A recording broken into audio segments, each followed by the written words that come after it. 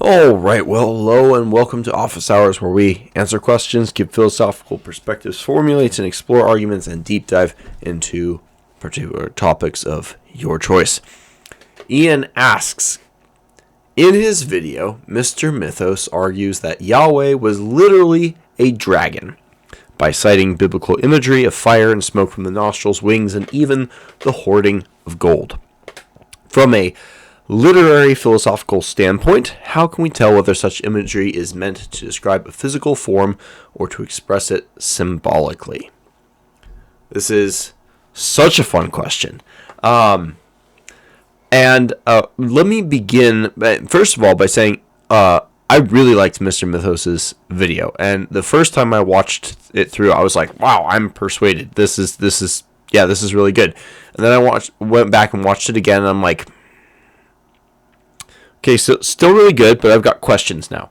So let's go through the argument, and I'll leave a link in the description below so you can check out his video for yourself, which I recommend. It is a good video, and it's a fun one.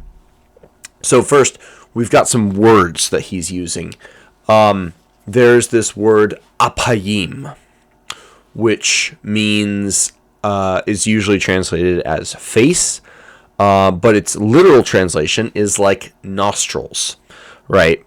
So,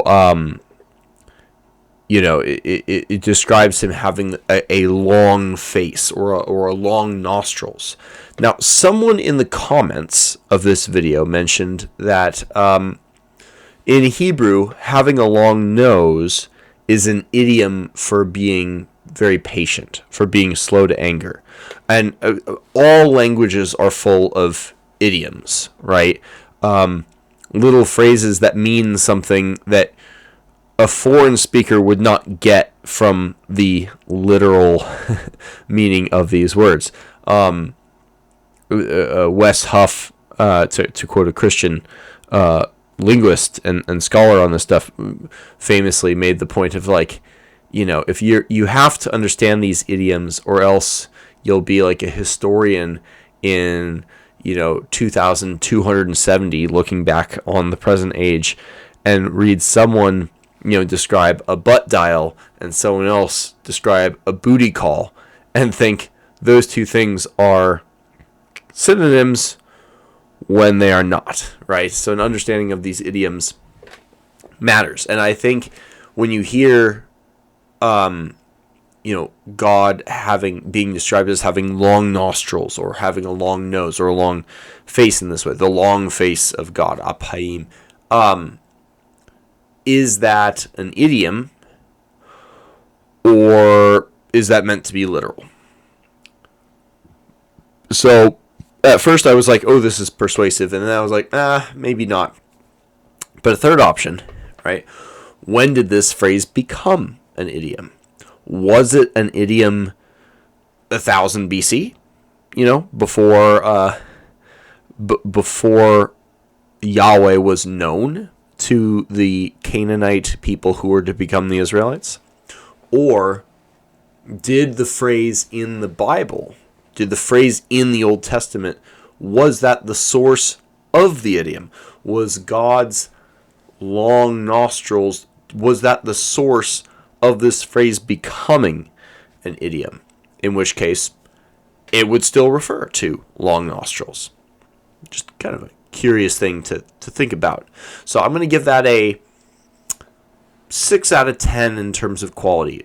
Overall good, but a little bit ambiguous, a good component in a cumulative contextual case for the idea of Yahweh being a dragon.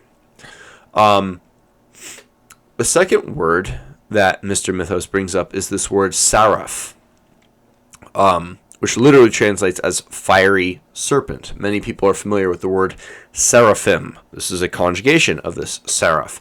And seraphim are depicted as having 6 wings, but they're also literally fiery serpents. But most translators don't translate the word. They just leave it as seraph so that we can kind of imagine that using our own imagination.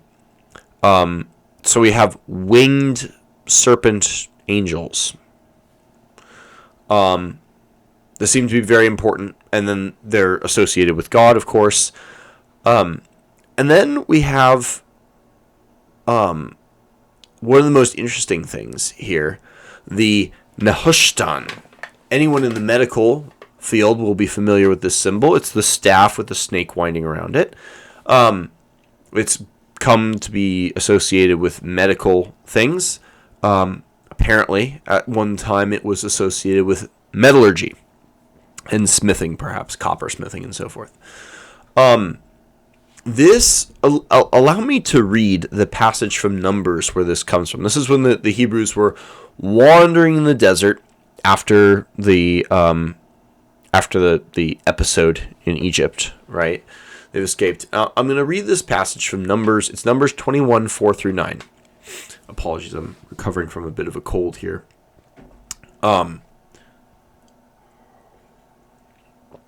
So Numbers 21, 4 through 9. And they journeyed from Mount Hor by the way of the Red Sea to compass the land of Edom. And the soul of the people was much discouraged because of the way. And the people spake against God and against Moses. Wherefore have ye brought us up out of Egypt to die in the wilderness? For there is no bread, neither is there any water, and our soul loatheth this light bread. That's the manna. And the Lord sent fiery serpents among the people, and they bit the people, and much people of Israel died. Therefore the people came to Moses and said, We have sinned, for we have spoken against the Lord and against thee. Pray unto the Lord that he take away the serpents from us. And Moses prayed for the people. And the Lord said unto Moses, Make thee a fiery serpent, and set it upon a pole. And it shall come to pass that every one that is bitten, when he looketh upon it, shall live. And Moses made a serpent of brass, and put it upon a pole. And it came to pass that if a serpent had bitten any man, when he beheld the serpent of brass, he lived. So, this is a very fascinating passage because it's right after, the Israelites are decimated like a Roman legion for having created the sacred calf, the bronze calf. While Moses is up on the mountain. And they're very iconoclastic, these Hebrews are. They are forbidden from having any idols or signs like that. And this seems to be the one exception.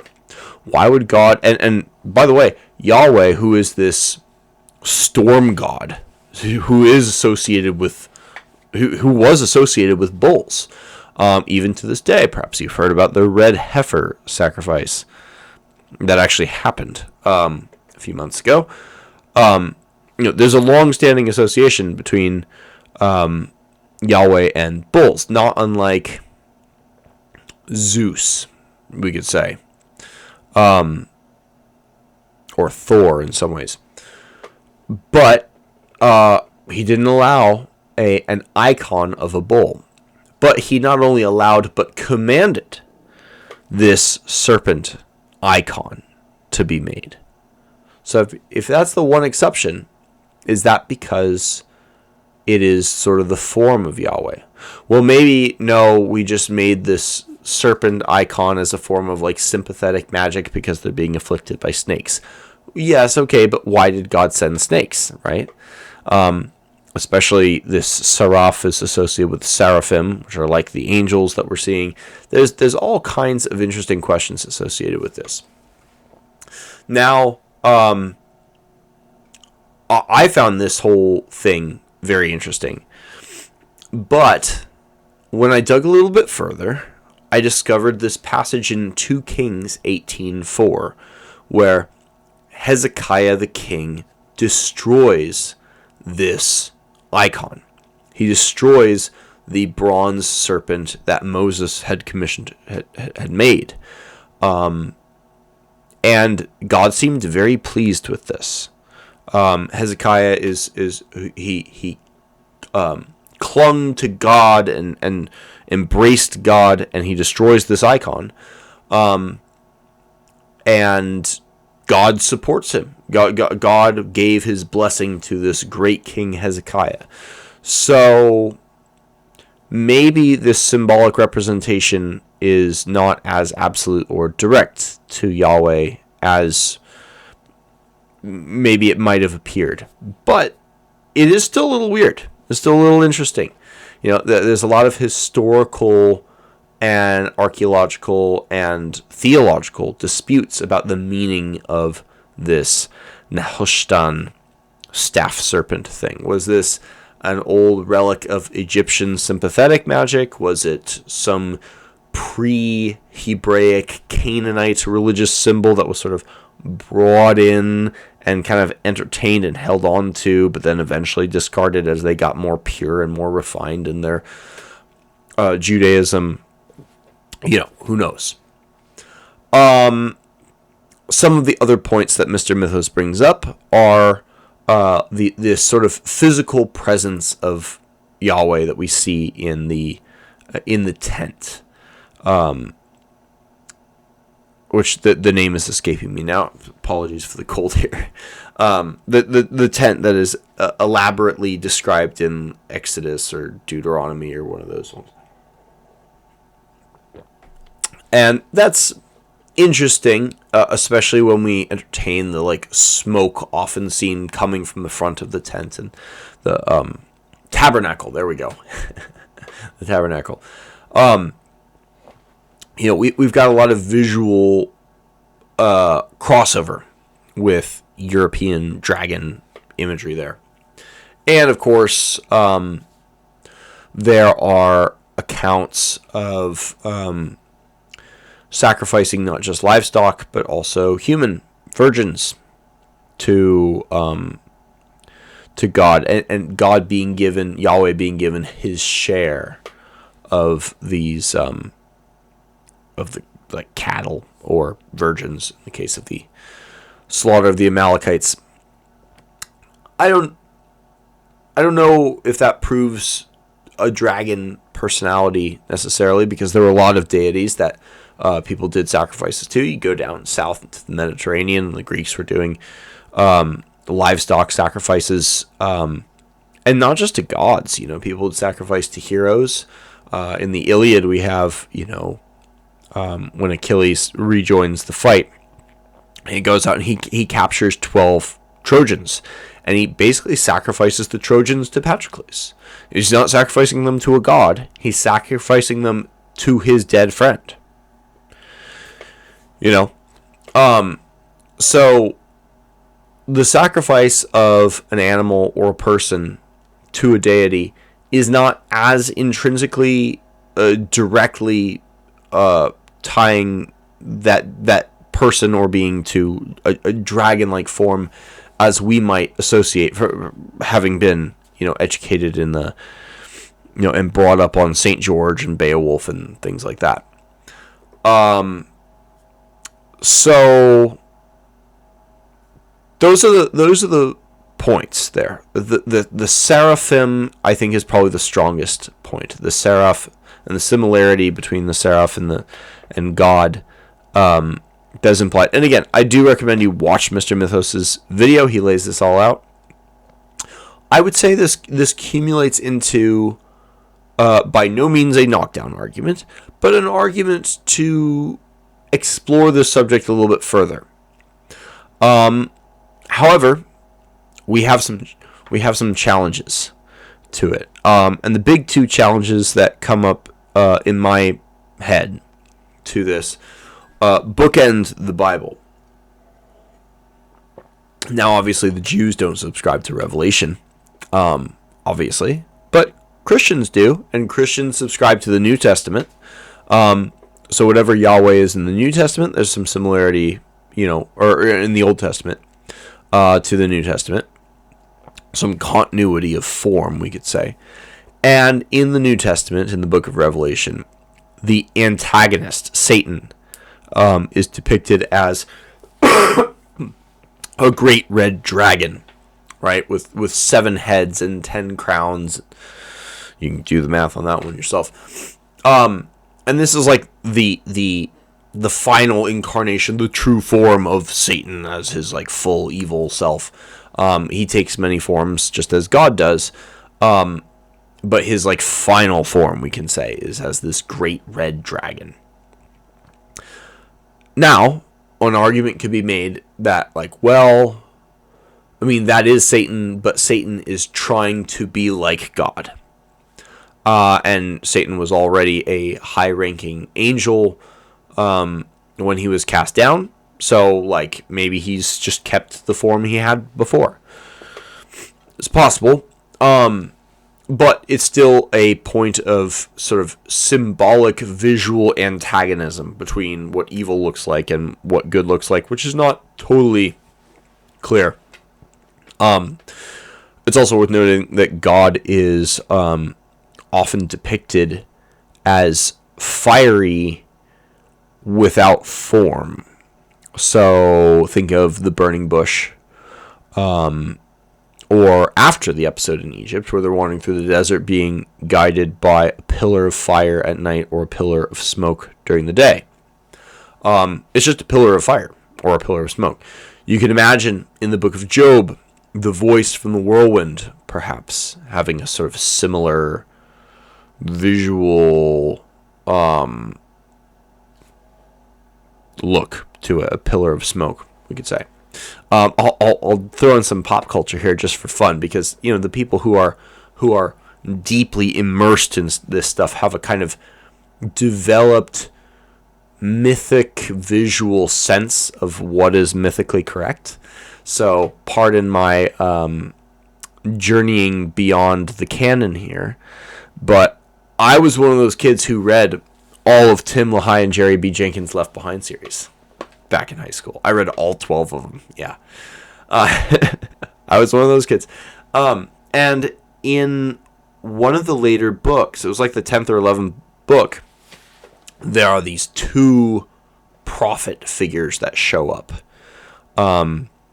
in like the modern world, right? And they're these prophet old men. I think they might be like angels in disguise or something. It's been literally 20 years since I read it. But they are disguised as being like dressed in black sackcloth, and they smell like smoke, right? That's like mythologically correct, I think. Visually. I mean, some of it is just like the poetic imagination of a pop Christian writer, understood. Maybe the Bible might be a little bit like that too. Who knows? But I think that captures, and this a possible mythic association with fire and smoke that isn't intrinsically tied to a dragon. And of course, we would be remiss without bringing up not the last, but the first opposition to a snake-like being, a dragon-like being, and that is not in Revelation, but in Genesis. Genesis 3, where we have our encounter in the garden with the snake. The deceiver tricks Adam and Eve into, or persuades them to take a bite of the apple of the tree of the fruit of the knowledge of good and evil. I'm sure I've got some ordering there mixed up. That's obviously an antagonistic character. I know in the Jewish tradition, Satan is not evil. Satan is not he's not a force of darkness, but more like a prosecuting attorney in God's court. He's the adversary. He's the accuser in a testing, in a will test you by fire kind of way. And we see this like very clearly in Job, this sense of who Satan is. So the snake might not be Satan. Christians obviously have a much different idea based on the things that Jesus says, and there might be some spiritual reasons for that. But the snake, even if you accept Satan in the Jewish world as like, oh, Satan isn't always bad, necessarily. The snake is. The snake is like, God curses the snake and says, you will be at war with, humanity, and you'll bite his ankle and he'll crush your head, and you'll crawl on the dust and all you'll taste is dust and whatever. There is a very interesting parallel you could draw between the curse that God gives to the snake and the nature of Jacob grabbing the heel. Maybe an exploration for another time. So, I do think the opposition... Anyways, I do think God's opposition to the great red dragon in Revelation, and God's opposition to the snake in Genesis, who is not necessarily Satan, who might even be worse than Satan, right? Have to be taken into account. So, overall, how do we conclude this? Is God a dragon? I think developed, mature gods are complex beings with many forms. You think of like Zeus and eagles, right? Eagles are a sign of Zeus. Is Zeus himself an eagle? No. Are eagles associated with Zeus? Is he eagle-like in some way? Yes, I would say so, right? So, in that same way, is Yahweh a dragon? No. Might Yahweh sometimes, on occasion, take on a dragon-like form? Possibly. Does Yahweh have some dragon-like features? Is he like a dragon in some way? I think there's a very strong argument to say yes, especially with the seraph association. I think being associated with something is to be like it in this mythopoetic world of religious symbolism and ancient stories of this sort. And I think that brings us back to really the heart of Ian's question, which has to do with how do we think of the significance of the imagery used to describe these things? Is it symbolic, or is it literal, or like what are we supposed to take from this? And not to sound too much like Jordan Peterson or Carl Jung, because I've moved a little bit away from it, but I think there is some truth to some of the things they say, and some validity to the way they go about analyzing certain types of text. Not all text, because not all text is the same genre. You don't read like 2 Kings in the same way that you read Genesis, right? Certainly shouldn't read Revelation in the same way you read like book of like Mark or something. So, the short answer is, when we are talking about religion and religious mythic narration, let me back up a minute. When we write history or logic or anything that is meant to be like semantically precise, we're using words that have their origins in in metaphors, right? This goes back to the apayim nostril word challenge. How do you express something in language when we don't have an existing word for it? There's a great book called The Origins of Consciousness and the Breakdown of the Bicameral Mind by Julian Jaynes. It's a fun book, not really related to this. Well, could be. But one of the things that Jaynes points out on the question of language is that many of the words we use for ourselves are metaphors. All words are metaphors, right? One of the original Sanskrit words for I is like asthmi, which we might see in like asthma. It's associated with breath, right? Asthmi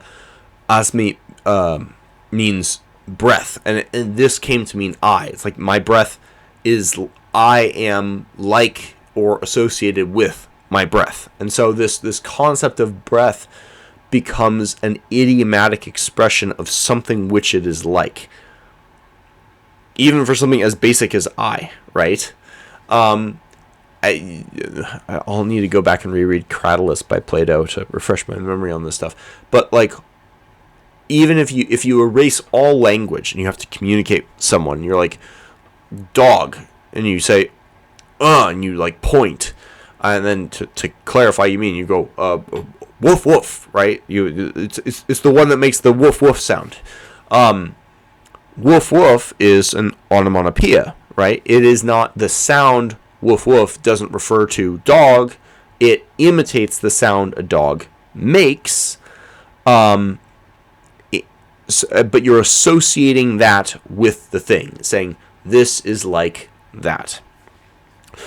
When we are trying to clarify the concept and the nature of this God that we are trying to worship or wrap our head around, we have to do an awful lot of what is this like?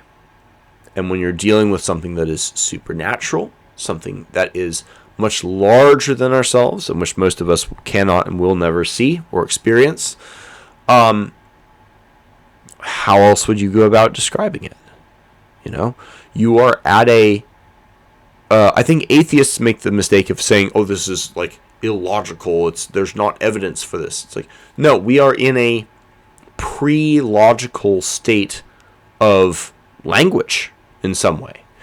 And perhaps someone could leverage this into an argument against my disontological argument at some point. But, to describe God as being like a fiery snake, or like a burning bush, or like a voice from the whirlwind, and this, you create this kind of constellation of visual images that poetically conveys, and poetry is literally all you have here, linguistically at your disposal to capture these things. Poetically conveys what this thing is like in terms of other things that we might be familiar with. I think physical form and symbolic expression actually begin to merge. And there's a way you can experience this personally. It's a party game. I forget the name of the game, but it's basically a game where it's like charades, but with words instead of acting. You're given a word, and you're given 7 words that you're not allowed to say, but you have to describe this thing. Like a waterfall, but I'm not allowed to use the word water. I'm not allowed to use the word cliff. I'm not allowed to use the word fall. I'm not allowed to use the word, hydro, dam, or like, a few others. And you're like, fluid from on high towards the earth from heaven. And you find your way around using the words at your disposal to craft something that will create an image in someone's head of what you are trying to convey. But none of the words are precise, right? That's the genre of religious myth that we're dealing with. And so I think, to return to the tail end of Ian's question, from a literary philosophical standpoint, how can we tell whether such imagery is meant to describe a physical form or to express it symbolically? I think if you wanted to get really scientific about it, the best way to do that is to go back and look at other texts from that time and say, how expansive is their vocabulary for other things, right? Like, do they already have existing words do they have an existing word for dragon? Do they have an existing word for other things? Or have we already found, like, idiomatic phrases that capture some other things? And you can do a comparison between other texts that are used in that time, and like how precise can their descriptions be? we might just not be able to do that just because there weren't that many texts from, 900 BC, 800 BC. In fact, the only narrative religious mythic texts we have from around that time are Gilgamesh and Homer. It's about it, really. So we have to do, but that alone should probably tell us something as well. I'm sure their written language, and we can do some sort of regressive analysis from comparative linguistics and be like, okay, Proto-Indo-European, you can read a book like How to Kill a Dragon, which may or may not include Yahweh, and say, okay, we've got some reconstructed Proto-Indo-European words that existed in these places, which means we had concepts for these things all the way back at, 4,500 BC or thereabouts, in these places.